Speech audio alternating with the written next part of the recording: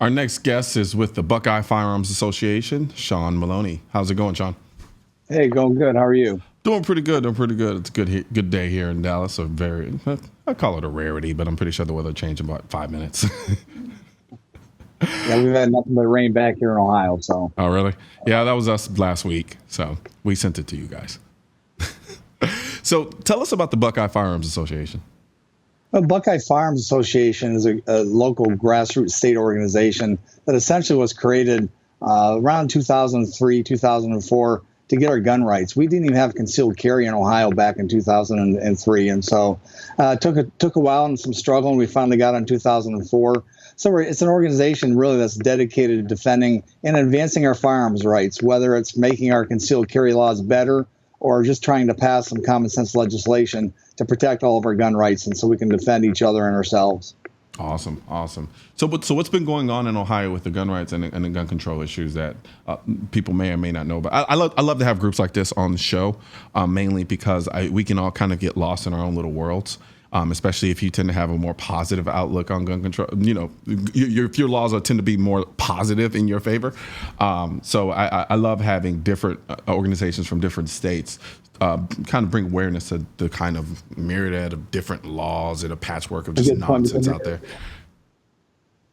Yeah, we're all a little bit different. We all pass different laws at a different pace.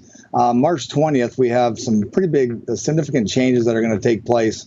House Bill 48, which ended up being Senate Bill 199, sat on Governor Kasich's desk for about a year and a half when he was running for president. He said there won't be any pro-gun legislation. So we finally got our gun legislation out. It's going to allow active duty military, for example, to carry without a permit in the state of Ohio.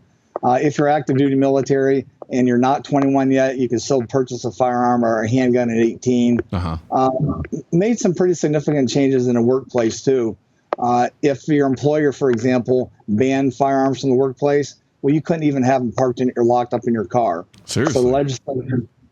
So legislation is now finally passed that allows us, if I work for somebody and says, hey, no guns in the premises, now at least I can lock them in my car and I'm not deprived of my self-defense rights from home and back and forth to work. So that was a pretty significant change that we did.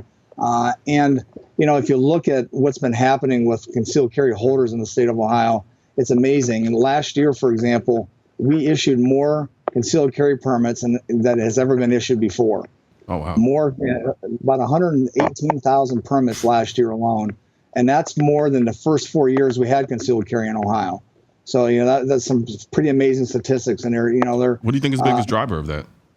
Well, you know, at first I used to believe that maybe it was Hillary Clinton and the fact that she could be coming or terrorism. But then I started looking at it, and if you look, you know, throughout the United States, you know, with all the advent of permitless carry and constitutional carry, everybody has concealed carry. More the fact that it's just common sense. Yeah. And it's not about guns, you know, it's about safety. It's about our safety and the ability to protect ourselves. So I think that's probably what drives it more than anything else.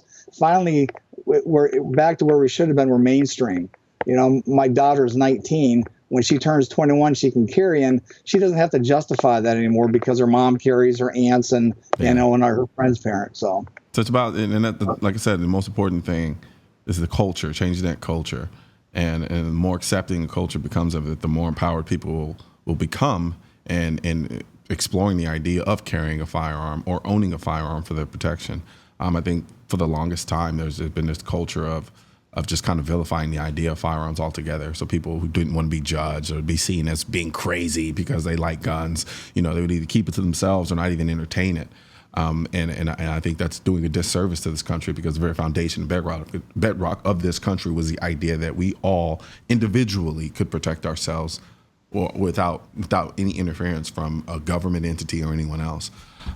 So I think that's pretty freaking awesome that's going on in Ohio.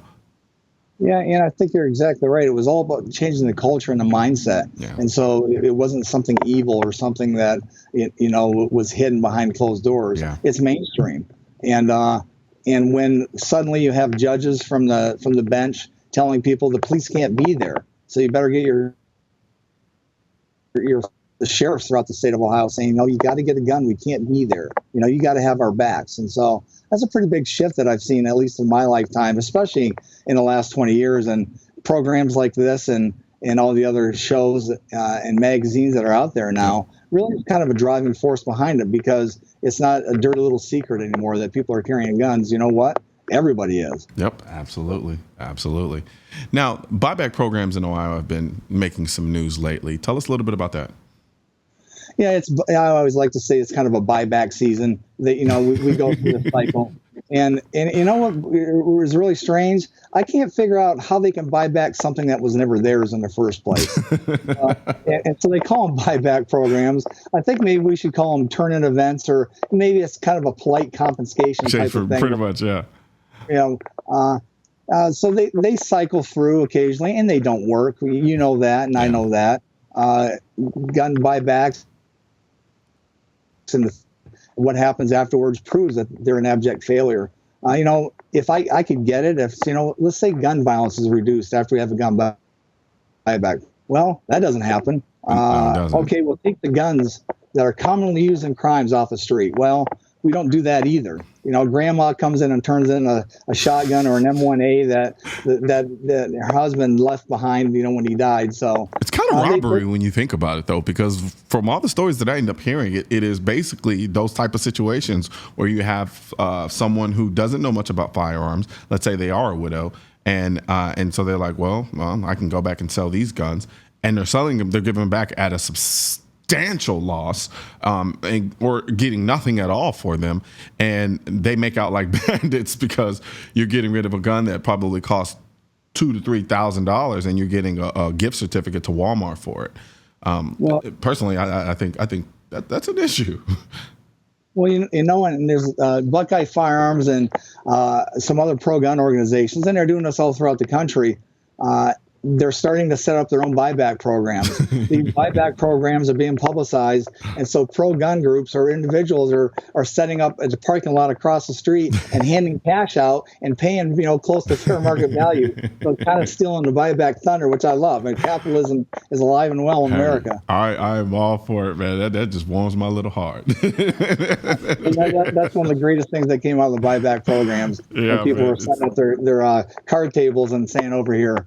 Man, yeah, buyback programs. Look, people, buyback programs are the most pathetic form of grandstanding you'll ever see from political figures. It does nothing, absolutely nothing. Nothing whatsoever. And it's interesting where the cities have passed legislation that says, you know what, you can buy them back all you want, but you got to turn them over to an FFL, let them sell them and give us some money back. No, and absolutely. So that's another great thing that's coming out of this. You know what? It's because of that mindset change, and we're educated Americans finally, and we knew we could take care of ourselves. We just had to get out in front of this and do it, and so we are doing a great job at it. Yep, and I'm glad to know that, you know, the anti-gunners don't own the perception of firearms, at least right now in Ohio, because you guys are out there doing good work. Yeah, we try to do our best and educate people more than anything else, and that's the key. When you can educate people, help them to understand the truth behind guns and the truth behind our Second Amendment rights, and the fact that they shall not be infringed, it makes our lives a lot easier, and everybody understands. Absolutely, man, absolutely. Well, thank you very much, Sean, and thank you for the work that you guys are doing out there, and I hope y'all continue to go strong. Hey, thanks a lot for having me on. I appreciate it. Absolutely, man. Thank you very much. So we're going to check out some of the latest from Kel-Tec after this quick break.